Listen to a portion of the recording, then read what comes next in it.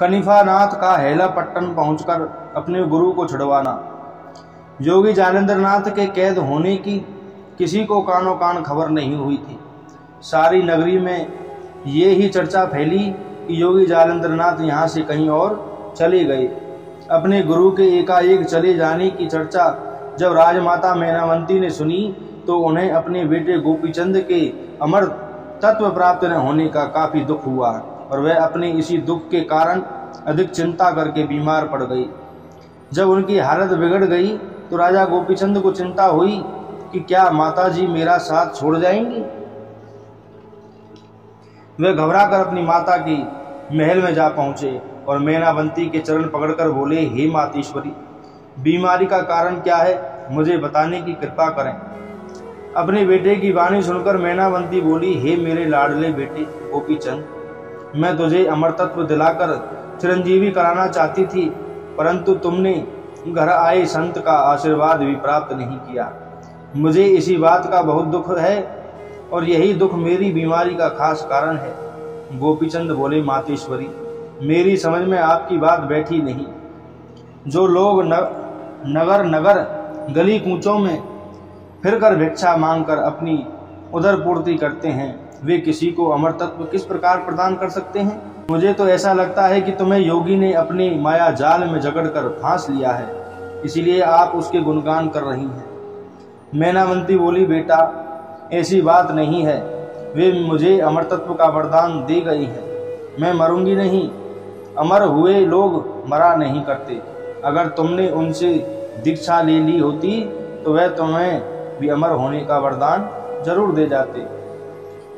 वह ऐसे वैसे सिद्ध नहीं थे, उन्हें तो भगवान का ही अवतार समझना चाहिए। उनकी कृपा से मुझे सब जगत ब्रह्ममय ही दिखता है। उनकी माता मैनावती की बात सुनकर गोपीचंद के कुछ भी समझ में नहीं आया। वे सोचने लगे, पटरानी लोमावंती का कहा ही सच लगता है। अगर योगी कुछ भी करामाती होता, क्या वह मंत्री द्वारा गड्ढे में कैद हो इस प्रकार अपने प्राण गंवाता। माता की बातों में सच नजर नहीं आता। लोमावंती की ही बात सच है, परंतु माता जी के चेहरे का तेज इस बीमारी की अवस्था में भी चंद्रमा के समान चमचमा रहा है। सत्यता की चमक दमदमा रही है। अपने बेटे गोपीचंद को सोच विचार करते देख मैनावती बोली, बेटा, अब सोच विचार करने से क्या होना है, आगे से सचेत रहना चाहिए। अपनी माता की बात सुन राजा गोपीचंद से उत्तर नहीं बना। वह सोचने लगे, अगर लोमावंती की बात गलत है और माता की बात ठीक है तो बड़ा भारी अपराध हो गया। मुझे ये भी पता नहीं इस पाप का प्रायश्चित क्या है। ऐसा विचार कर वह अपनी माता से बोले, अब कोई नाथपंथी संत महात्मा इधर आएंगे तो मैं जरूर दीक्षा ले लूंगा। ये वचन अपनी माता को देकर अपने दरबार में जा पहुंचे। कनिफानाथ संत के अपनी नगरी में आने की सूचना मिली। वह अपने दरबारियों को साथ लेकर कनिफानाथ के स्वागत को पहुंचे, जिसका विवरण मैंने पीछे किया है।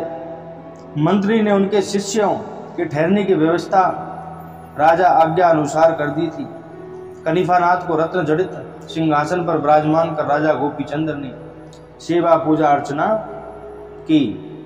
जब राजमाता मैनावती को पता चला कि योगी कनिफानाथ हेला पट्टन में आकर हमारे भवन में पधारे हैं तो वह अपनी सैया से उठकर महल में पधारी, जहां सब भक्तों के समूह के सामने कनिफानाथ सिंहासन पर विराजमान थे। जब कनिफानाथ का राजभवन में खूब आदर सत्कार हो लिया तब राजमाता मैनावती ने कनिफानाथ के नजदीक पहुंच अपने दोनों हाथ जोड़कर उनकी चरण रज लेकर अपने माथे पर लगाई। इसके उपरांत कनिफानाथ से प्रार्थना के स्वर में बोली, हे योगीराज, मेरे अहोभाग्य जो आप इस नगरी में पधारे हैं। अब से लगभग 12 वर्ष पूर्व एक योगी जालंधरनाथ जी पधारे थे, जिनके सर के ऊपर घास का गट्ठर अधर रहा करता था। वह नित्य नियम से गऊओं को घास खिलाया करते थे। उन्होंने मेरी कितनी ही परीक्षाएं लेने के बाद मुझे दीक्षा देकर अपनी शिष्या बनाया और मेरे सिर पर हाथ रखकर अमर तत्व प्रदान किया। जब से वे गए हैं उनके फिर कभी दर्शन नहीं हुए। कनिफानाथ बोले, और आपने भी अपने गुरु की खोज खबर नहीं ली और न ही उन्हें तलाशा? इतना सुनकर राजमाता बोली, वह तो मुझे बिना बताए ही चली गई। मेरी तो सब इच्छाएं ही ज्यों की त्यों रह गई। मैं तो अपने बेटे को भी उनकी शरण में भेजकर अमरतत्व दिलवाती। राजा मेनावंती की बात सुनकर कनिफानाथ बोले, ए बहन मेनावंती, मेरे और आपके दोनों के गुरु जालंधर नाथ योगी हैं। वह अब भी तुम्हारे राज्य की सीमा में ही हैं। तब भी तुमने उनकी कोई खोज खबर नहीं ली, और मैं गुरुजी को खोजता हुआ उनकी तलाश में तुम्हारी नगरी में आया हूँ। राजा गोपीचंद वहीं पास में बैठे हुए थे। कनिफानाथ की बात सुनकर उनका चेहरा उतर गया, वे मुंह पीला पड़ गया। मेनावंती बोली, समझ में नहीं आता, वे इस नगरी में हैं और किसी को कुछ पता भी नहीं। कनिफानाथ बोले, हे राजमाता, तुम्हारे बेटे ने ही उन्हें छिपा रखा है। अगर मेरी बात पर विश्वास न आया हो तो अपने पुत्र से ही पूछो। मैं पूरी जानकारी हासिल करके ही उन्हें हेलापट्टन नगरी में ढूंढने आया। फिर गोपीचंद की ओर देखकर बोले, क्यों राजन, अब तो बता दो, तुमने हमारे गुरुदेव को कहाँ छिपा रखा है? राजा गोपीचंद को चोरी पकड़े जाने का काफी दुख हुआ, परंतु उत्तर कोई न दिया। तब राजमाता मेनावंती ने ही पूछा, तुमसे भूल हुई है तो बता क्यों नहीं देते बेटा? गोपीचंद का अपनी गलती मानना। राजा गोपीचंद की बुद्धि खो गई थी, उनके मुख से बात नहीं निकल पा रही। उन्होंने शर्म से मस्तक नीचे कर लिया। अपने बेटे की करतूत से राजमाता मेनावंती को अपार दुख हुआ। पुत्र होकर जननी को धोखा दिया, ने मालूम मेरे गुरुदेव का क्या अनिष्ट कर डाला है। फिर आंखों में आंसू भर आए और बोली, गोपीचंद, शीघ्र बता, मेरे गुरु को कहाँ छिपाया है? बेबस होकर राजा गोपीचंद ने सारा हाल बता दिया और गिड़गिड़ाकर कनिफानाथ के कदमों में अपना शीश झुकाया और प्रार्थना पूर्वक बोले, मुझसे जो बड़ा भारी अपराध हो गया है, मुझे उससे मुक्त कर क्षमा प्रदान करने की दया प्रदान करें। अपने बेटे के मुख से सारा हाल सुनकर रानी मेनावंती सन्नाटे में आ गई। उन्होंने अपना माथा पीट पीट कर दहाड़ मार मार कर रोना शुरू कर दिया। तब कनिफानाथ ने उन्हें तसल्ली देते हुए कहा, हे राजमाता मेनावंती, इतना घबराना बेकार है। मेरे गुरुदेव ने सैकड़ों मनुष्यों को अमरतत्व प्रदान किया है। उन्हें हानि पहुंचाने की शक्ति तो ब्रह्मा में भी नहीं है। वे जहां भी छिपे होंगे वहां आराम में रहकर अपना कार्य कर रहे होंगे। मैं उन्हें शीघ्र ही आप लोगों के सामने प्रकट कर दूंगा। मेनावंती बोली, परंतु मेरे इस पापी बेटे के पास किस तरह क्षमा कराओगे? रानी मेनावंती की बात सुनकर कनिफानाथ बोले, तो कर्म तो तुम्हारे बेटे ने ऐसा किया है कि मुझे ही इसको तथा इसके राजपाट को भस्म कर देना चाहिए, परंतु हम संतों का काम अनिष्ट करना नहीं, क्षमा प्रदान करना ही संत की शान है।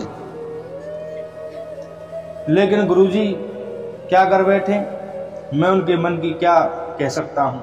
कनिफानाथ की बात सुनकर राजा मेनावंती फिर फुट फुट कर रोने लगी और दोनों हाथ जोड़कर बोली, हे मेरे दयालु गुरु भाई, गुरुजी के क्रोध से इसे बचाने की कोई न कोई व्यवस्था जरूर करो, वरना इसकी 12 रानियां और 16 कन्याओं का जीवन नष्ट हो जाएगा। मेनावंती के स्वभाव के कारण और अत्यंत विनय करने पर कनिफानाथ ने वचन दिया, मैं तुम्हारे बेटे की जान बचाने की भरपूर कोशिश करूंगा।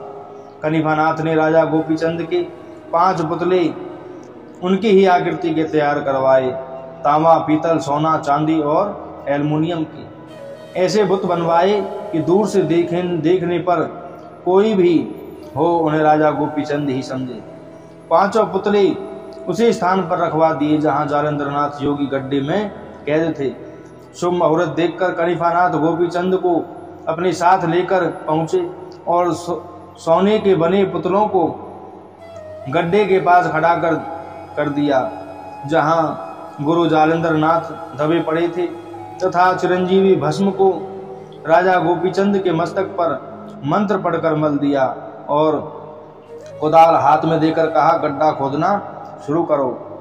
जब भीतर से आवाज आई, कौन है? कहे 10 गज पीछे हट जाना कि राजा गोपीचंद हूँ। कनिफानाथ के कहे अनुसार राजा गोपीचंद ने कुदाल हाथ में लेकर गड्ढा खोदना शुरू कर दिया और कनिफानाथ खुद भी गड्ढे से दूर हटकर बैठ गए।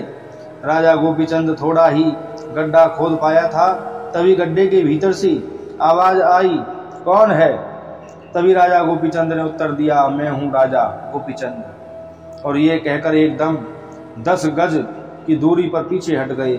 संत कनिफानाथ के कहे अनुसार गोपीचंद के हटते ही गड्ढे के भीतर से फिर आवाज आई, राजा गोपीचंद भस्म हो जाए।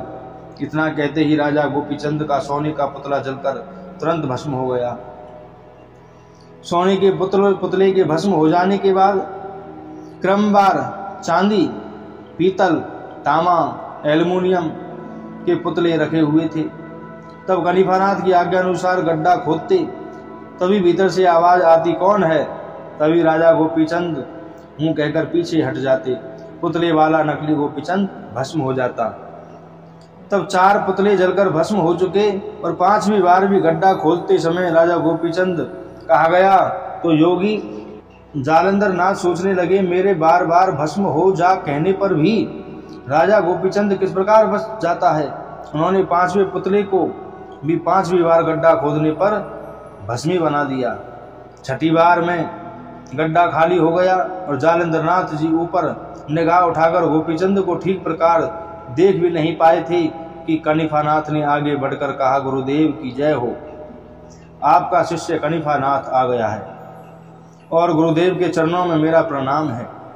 कनिफानाथ को आशीर्वाद देकर जालंधरनाथ बोले, तुम यहाँ आ गए ये ठीक हुआ, पर राजा गोपीचंद भस्म होने से अब तक बचा हुआ है। कनिफानाथ बोले, मैंने इनकी माता मैनावंती जो आपकी शिष्या है वचन दिया था गुरुजी कि मैं आपके कोप से इनके बेटे को बचाऊंगा, क्षमा अपराध करवाऊंगा, इसलिए गुरुजी आप इनको क्षमा कर दो। मैंने गोपीचंद के माथे पर चिरंजीवी भस्म मल दी थी और आपके श्राप से सोने, चांदी, पीतल वगैरह धातुओं के पुतले जो राजा गोपीचंद नामधारी थे भस्म करा दिए।